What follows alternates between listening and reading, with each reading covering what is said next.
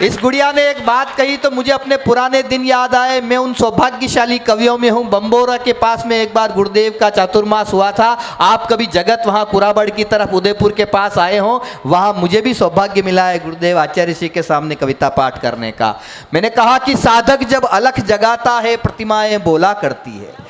साधक जब अलख जगाता है प्रतिमाएं बोला करती हैं। सप्तक पे अंगुली धरते ही पाषाण शिलाएं ढहती हैं। तो मौसम कितना ही क्रूर बने, नदियों का पानी जम जाए, ज्वालामुखियों से आग गिरे, तपता सूरज भी थम जाए, और विद्यासागर जी जैसा आराध्य जब प्रतिज्ञा ले ले तो सिद्धि की छाती झुकती है। साधक जब अलख जगाता है प्रतिमाएं बोला करती है। तो हमने तो गुरुदेव के आशीर्वाद से प्रतिमाओं को बोलते हुए देखा है। आइए इस कवि सम्मेलन की विधिवत शुरुआत करते हैं। हमारे बाहर से आए हुए मेहमान कवि आपके दिल के दरवाजे पे दस्तक देंगे।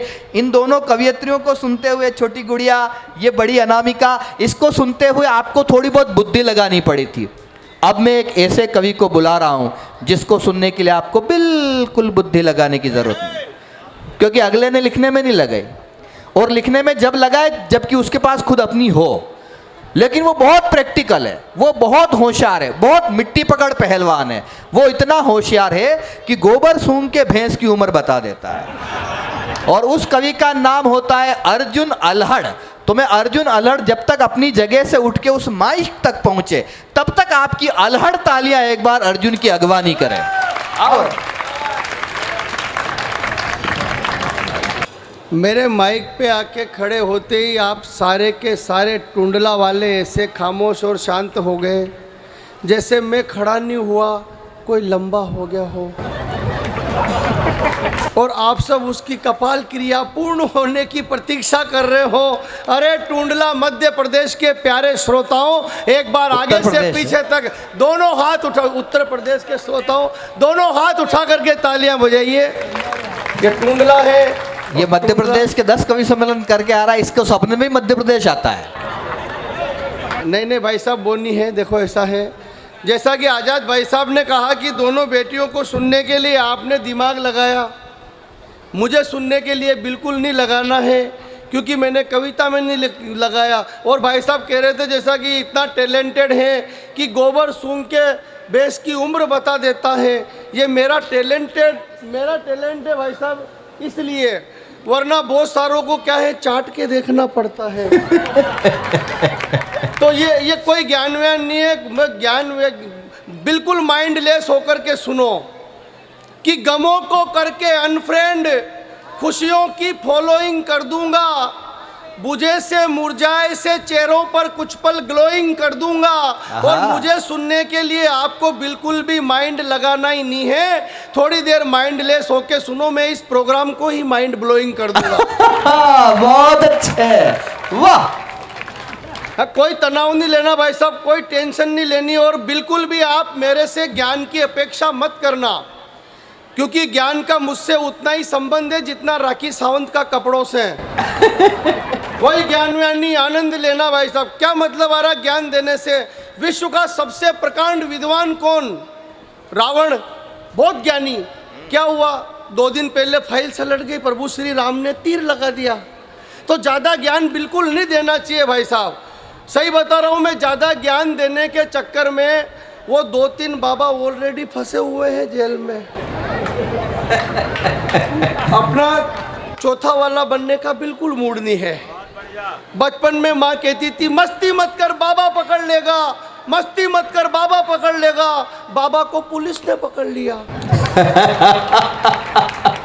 वो भी मस्ती के चक्कर में। तो आनंद लेना है कोई भाई, बहुत अच्छा है। ये कवि सम्मेलन काहे के लिए हो रहा है? आनंद लेने के लिए, मजा लेने के लिए है। गौरी मिश्रा जी ने मुझे काहे के लिए बुलाया?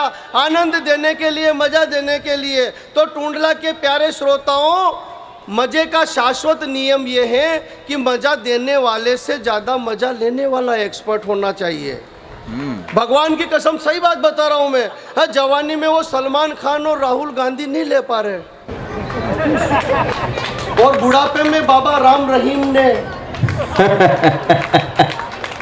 2 GB डेटा पर डे के हिसाब से ले लिए। तो आप सब आनंद लो, क्योंकि जिसकी मस्ती जिंदा है, मैं 2 पंक्तियां पढ़ता हूं, कोई तनाव कोई टेंशन नहीं रखना, वाह। क्योंकि जिसकी मस्ती जिंदा है उसकी हस्ती जिंदा है, वरना बहुत सारे मनुष्यों को देख के लगता है कि ये जबरदस्ती जिंदा है।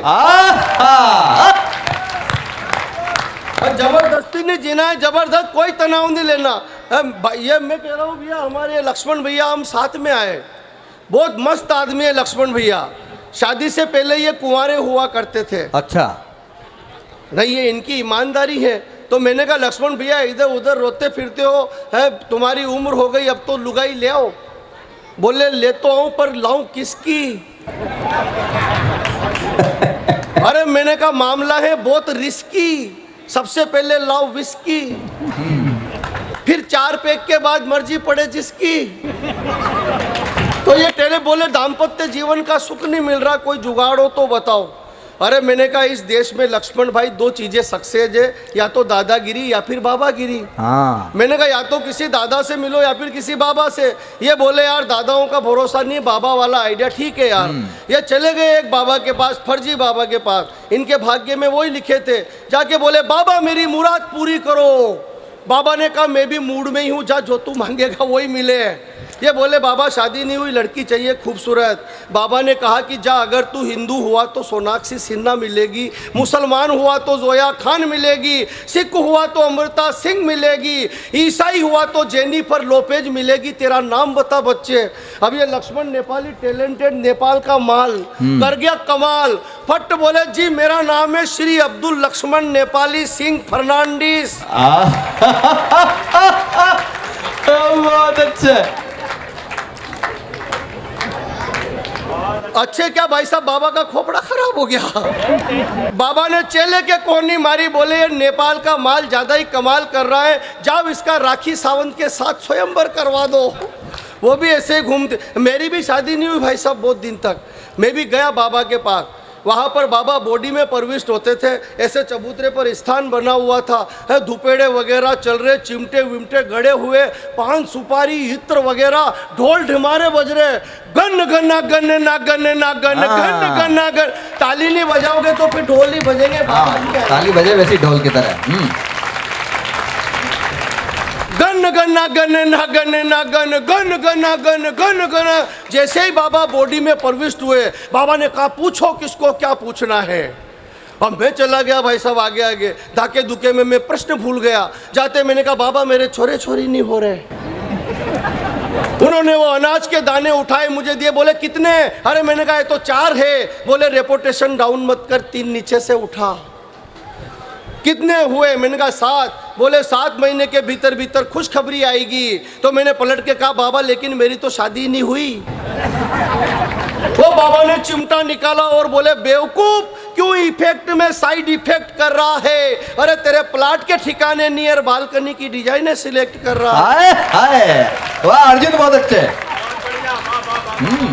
पाप के दलदल में खुद दस रहा है और मुझे दसा रहा है। तेरा बैंक अकाउंट 0 बैलेंस और फोकटी ATM मशीन में कार्ड फंसा रहा है। सूखे रेगिस्तान में समंदर नहीं मिलेंगे बेवकूफ, जब जमीन ही नहीं होगी तो फूल के आसमान में खिलेंगे। निकल यहाँ से। और मैंने कहा बाबा नाराज मत हो, एकाद ऐसा मंत्र बता दो कि कोई छोरी पड़ जाए। बाबा ने कहा बेवकूफ ऐसे मंत्र हमें मालूम होते हैं।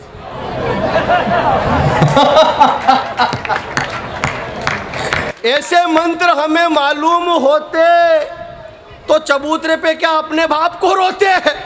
निकल यहाँ से। अच्छा कमाल कर रखा है। एक वो बाबा है, योग करो योग करो योग करो, पूरा विश्व योग करने लग गया तो बाबा जी उद्योग करने लग गए। अनारकली डिस्को चली, बाबा ने खोल लिया पतंजलि। कमाल का काम। ज़्यादा ज्ञान नहीं देना चाहिए भाई साहब। ज़्यादा ज्ञान वैसे भी ज्ञान देने का यदि काम है तो बड़ों का है या फिर गुरुओं का है। इस देश में हमारे आज़ाद शत्रु जी भाई साहब बड़े हैं, ये हमें ज्ञान देते हैं। एक दिन आज़ाद शत्रु जी ने मुझे ज्ञान दिया। बोले अर्जुन भाई तुम गांव में रहते हो बेटा, इस देश में 2 लाख घटनाएं होती है सांप के काटने की। तुम्हारे गांव में किसी इंसान को कोई सांप काट ले तो जिस जगह पर काटा है उसके ठीक 2 इंच ऊपर कस के रस्सी बांधना, इंसान मरेगा नहीं, बच जाएगा। ये पुण्य का काम है।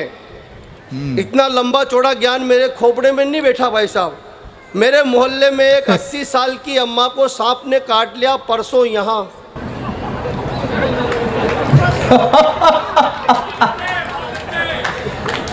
कवि सम्मेलन सुनने की चीज नहीं है, देखने भी की भी है। टूंडला वालों, अपन ने कहा पुण्य कमाओ, अपन ने कस के रस्सी बांध दी। यहाँ 15 मिनट में डोगरी की फाइल सलट गई।